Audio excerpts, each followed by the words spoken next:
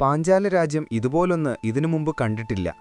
ദ്രൗപദിയുടെ സ്വയംവരത്തിനായി ധ്രുപദ മഹാരാജാവ് സ്വർണവും രത്നങ്ങളും നിറഞ്ഞ വലിയൊരു മണ്ഡപം തന്നെ പണിതിരുന്നു. ഭാരതത്തിന്റെ നാനാഭാഗങ്ങളിൽ നിന്നും രാജാക്കന്മാരും രാജകുമാരന്മാരും അവിടെ എത്തിച്ചേർന്നു. സഹോദരങ്ങൾക്കൊപ്പം ദുര്യോധനനും എത്തി. പ്രത്യേക അതിഥികളായി കൃഷ്ണനും ബലരാമനും അവിടെയുണ്ടായിരുന്നു. ബ്രാഹ്മണരുടെ ഇടയിൽ വേഷം മാറി പാണ്ഡവരും ഇരിക്കുന്നുണ്ടായിരുന്നു. പെട്ടെന്ന് വാദ്യമേളങ്ങൾ മുഴങ്ങി. രാജകുമാരി ദ്രൗപദി സഭയിലേക്ക് കടന്നുവന്നു.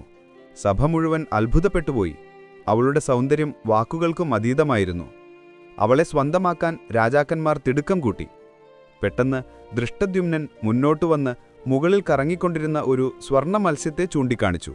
അതിന് താഴെയായി വെള്ളം നിറച്ചൊരു പാത്രവുമുണ്ടായിരുന്നു.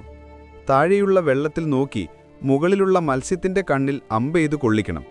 അതിനായി ഈ ഭാരമേറിയ വില്ലുപയോഗിക്കണം. ഒരൊറ്റ അവസരം മാത്രം. രാജാക്കന്മാർ ഓരോരുത്തരായി ശ്രമിച്ചു. പലർക്കും ആ വില്ല് ഉയർത്താൻ പോലും കഴിഞ്ഞില്ല. ചിലർ വില്ലിന്റെ ഞാൻ കെട്ടാൻ ശ്രമിച്ച് തെറിച്ചു വീണു. ദുര്യോധനൻ ശ്രമിച്ചു നോക്കി, പക്ഷേ ലക്ഷ്യം കണ്ടില്ല. പിന്നീട് കർണൻ വന്നു. നിഷ്പ്രയാസം അവൻ ആ വില്ല് ഉയർത്തി. അവൻ ലക്ഷ്യം വയ്ക്കാൻ തുടങ്ങിയതും ദ്രൗപദി വിളിച്ചു പറഞ്ഞു, "നിൽക്കൂ, ഞാനൊരു സൂതപുത്രനെ വിവാഹം കഴിക്കില്ല." കർണൻ തരിച്ചുപോയി. വേദനയോടെ അവൻ പിന്തിരിഞ്ഞു നടന്നു. സഭ നിശബ്ദമായി.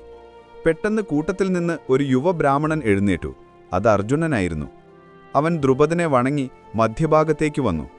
വളരെ എളുപ്പത്തിൽ അവൻ ആ വില്ലിന്റെ ഞാൻ കെട്ടി. വെള്ളത്തിലെ നിഴലിൽ മാത്രം നോക്കി അവൻ അമ്പു തൊടുത്തു.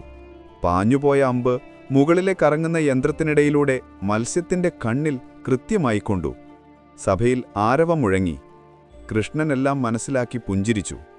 ദ്രൗപദി അർജുനനെ വർണ്ണമാല്യമണിയിച്ചു. അങ്ങനെ ആ സ്വയംവരം പൂർത്തിയായി.